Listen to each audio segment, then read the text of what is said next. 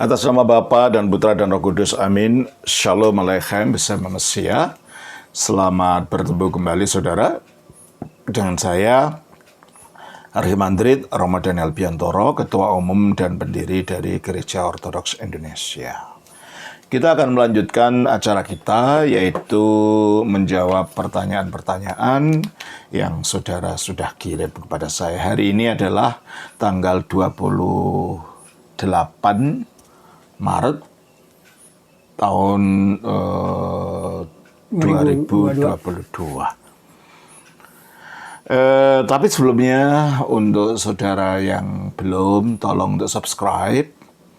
Dan yang sudah, saya ucapkan terima kasih untuk perkembangan daripada program ini. Dan supaya ini juga memberikan saya semangat bahwa saudara-saudara juga mengikuti, saudara-saudara belajar dari video-video yang kami unggah. Dan juga untuk tidak lupa untuk klik itu like, serta klik itu lonceng notifikasi, serta untuk share kepada teman-teman saudara. Dan kalau ada iklannya tolong jangan dimatikan ya, karena itu juga akan memberikan bantuan kepada kami. Oke? Dan kalau saudara ingin belajar lebih lanjut tentang iman Rasulia Ortodoks ini, saudara bisa menghubungi Romo Yakobus yang nomor teleponnya ada di depan. Atau kalau saudara ingin belajar ikut mendaftar dalam sekolah teologi online Kursol yang kami punya, ini sudah gelombang ketiga, saudara bisa mengkontak dengan Bapak Thomas Matulesi. Dan kalau saudara ingin beli buku-buku, kami juga menerbitkan beberapa buku-buku. Saudara tanya bersama Ibu Theodora, ini salah satu yang terbaru. Saudara bisa tanya pada Ibu Theodora yang nomor teleponnya juga ada di sana. Kalau saudara merasa tergerak untuk mendukung pelayanan ini dengan memberikan persembahan, saudara bisa mengirimkan persembahannya pada akun bank yang ada di depan juga. Dan kalau saudara ingin berkunjung ke tempat parokia kami atau ke tempat komunitas-komunitas ortodoks yang ada di beberapa tempat yang mungkin dekat dengan saudara, saudara tunggu sampai akhir daripada video ini, nanti akan semuanya akan daftar di sana, dimunculkan. Baik. Kali ini saya akan menjawab pertanyaan dari Ibu Sylvia Permatasari dari Kerawang ya, Jawa Barat. Pertanyaan beliau begini. Terima kasih Romo atas homilinya. Ya, yang dimaksud adalah homili tanggal 27 kemarin ya. Yaitu hari Minggu kemarin. Sama-sama Ibu. Izin bertanya, silahkan. 1. Apakah makna perkataan Tuhan Yesus yang ditujukan pada Rasul Petrus ketika dia kepo tentang nasib Rasul Yohanes dalam Yohanes 21 ayat 21 sampai 22? Tolong bacakan. Ketika Petrus melihat murid itu, ia berkata kepada Yesus, Tuhan, apakah yang akan terjadi dengan dia ini? Jawab Yesus, jikalau aku menghendaki supaya tinggal hidup sampai aku datang, itu bukan urusanmu, tetapi engkau ikutlah aku. Oke. Terus pertanyaan Ibu selanjutnya, apakah perkataan Tuhan Yesus yang ini terkait dengan yang di Markus 9 ayat 1? Tolong bacakan. Dalam homili kemarin. Katanya lagi kepada mereka, aku berkata kepadamu, sesungguhnya di antara orang yang hadir di sini, ada yang tidak akan mati sebelum mereka melihat bahwa kerajaan Allah telah datang dengan kuasa. Oke. Terima kasih Ibu, saya jawab.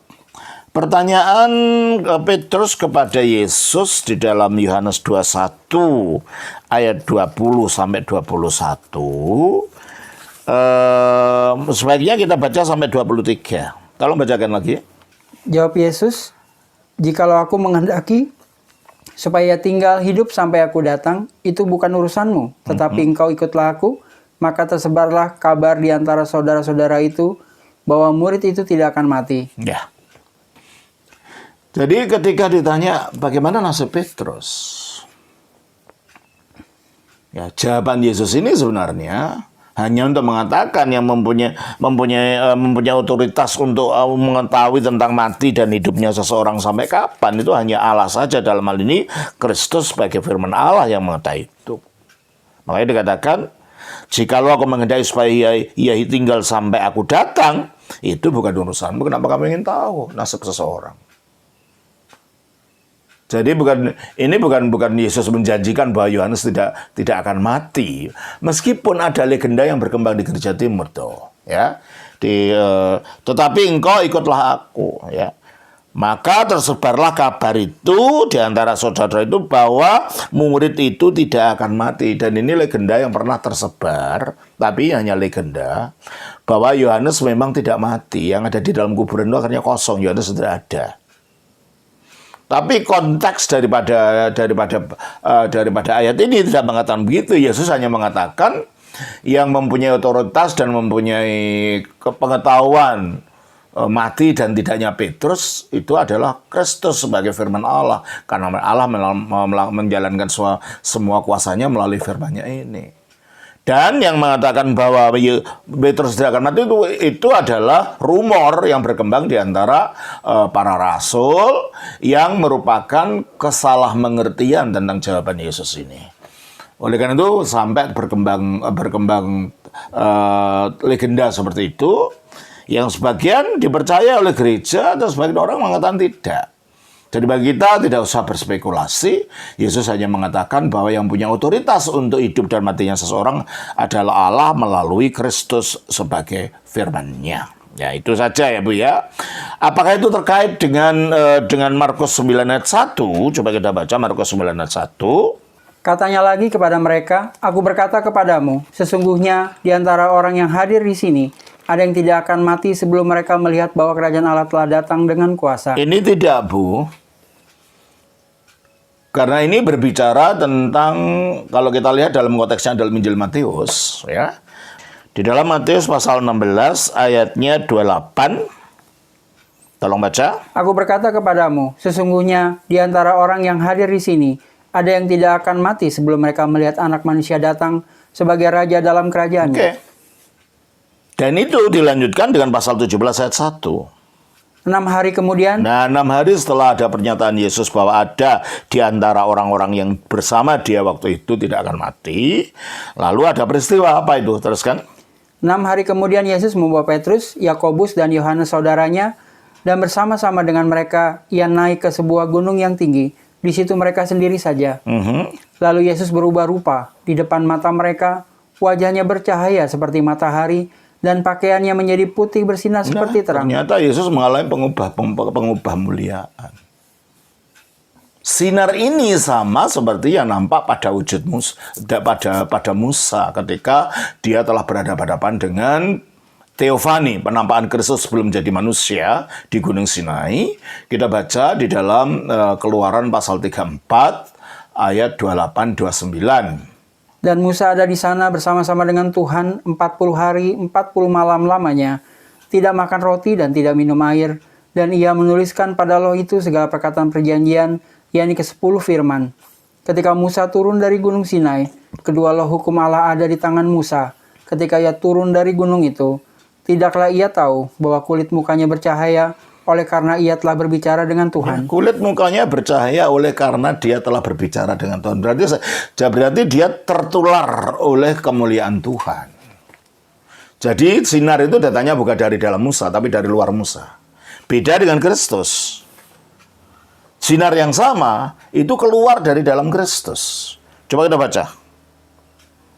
Ayat pasal 17, Matius 17 ayat 2. Lalu Yesus berubah rupa di depan mata mereka, wajahnya bercahaya seperti matahari, dan pakaiannya menjadi putih bersinar seperti terang.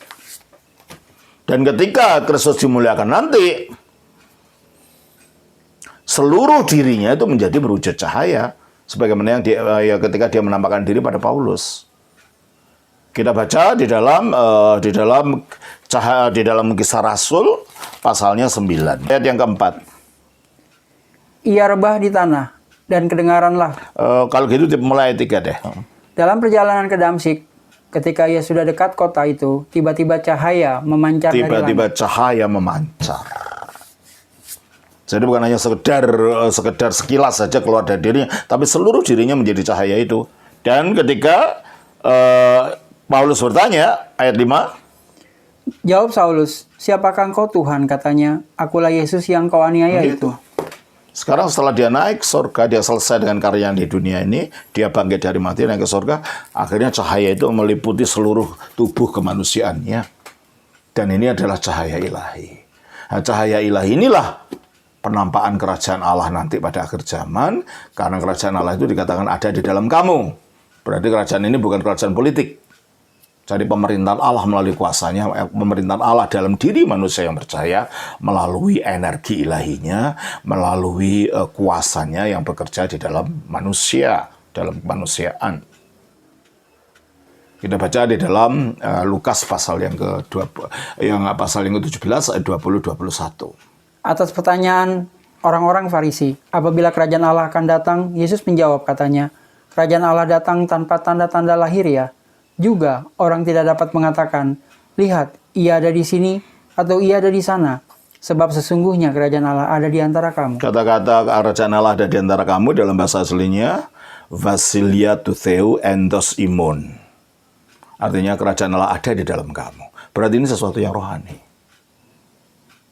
Dan Petrus ketika menceritakan pengalaman penampakan cahaya ini, dia mengatakan di dalam 1 Petrus pasal yang ke 2 Petrus pasal 1 ayat yang ke-16 sampai dengan ayat yang ke-18. Sebab kami tidak mengikuti dongeng-dongeng isapan jempol manusia ketika kami memberitahukan kepadamu kuasa dan kedatangan Tuhan kita. Ya, ini berbicara tentang kuasa dan kedatangan Tuhan. Terus? Yesus Kristus sebagai Raja. Sebagai Raja, jadi ini kerajaan kan? Terus? Tetapi kami adalah saksi mata dari kebesarannya. Nah, saksi mata berarti tidak berbicara tentang akhir zaman kiamat itu enggak. Karena dia melihat sudah, kami saksi mata dari apa? Kristus sebagai Raja, kedatangannya, dalam kuasa. Apa yang dilihat? Kami menyaksikan bagaimana ia menerima kehormatan dan kemuliaan dari Allah Bapa. Ketika datang kepadanya suara dari Yang Maha Mulia yang mengatakan, inilah anak yang kukasihi, kepadanya lah aku berkenan. Terus? Suara itu kami dengar datang dari sorga ketika kami bersama-sama dengan dia di atas gunung yang kudus. Iya, di atas gunung yang kudus. Pastilah dia berbicara tentang apa yang dikatakan dalam Matius 17 ini. Atau dalam Markus 9. Kalau dalam Markus 9, konteksnya kita baca ini paralel cerita yang sama ya. Kita baca dalam Markus 9, ayatnya yang ke-2. 6 hari kemudian. Ya, dari konteksnya sama. Sama dengan di Matius pasal 16 tadi. Setelah Yesus, di antara kamu tak ada yang tidak mati sebelum melihat kerajaan Allah datang. Terus? 6 hari kemudian Yesus membawa Petrus, Yakobus, dan Yohanes dan bersama-sama dengan mereka ia naik ke sebuah gunung yang tinggi. Iya toh, terus? Di situ mereka sendirian saja. Lalu Yesus berubah rupa dengan mata mereka, di depan mata mereka. Dan pakaiannya sangat putih berkilat-kilat. Tidak ada seorang pun di dunia ini yang dapat mengelantang pakaian seperti itu. Ya, mengelantang. Mengelantang. Ya. Jadi Petrus dalam kesaksian mengatakan inilah ketika dia menyaksikan kedatangan Kristus dengan kuasa dalam kerajaan. Berarti inilah kerajaan yang dimaksud itu. Yaitu energi ilahi yang nanti akan menguasai manusia. Allah memerintah melalui rohnya di dalam energinya ini. Melalui Roh Kudus di dalam energi ini yang bekerja di dalam manusia. Jadi kalau begitu, antara Yohanes pasal 20 ayat 20 sampai 23 dengan Markus pasal 9 ayat 1 atau paralelnya Matius pasal yang ke-17 ayat 1 atau ayat yang ke terakhir tadi 16 ayat yang terakhir dan Matius 17 ayat 1 dan 2. Ini merupakan dua permasalahan yang berbeda dan bukan hal yang sama. Yang Yohanes mengatakan tentang bahwa yang berkuasa dan untuk mengetahui dan bagaimana Yohanes mati itu hanya Kristus. Meskipun tersebar berita bahwa Yohanes tidak akan mati, tapi Kristus tidak mengatakan bahwa dia tidak akan mati. Ya tak?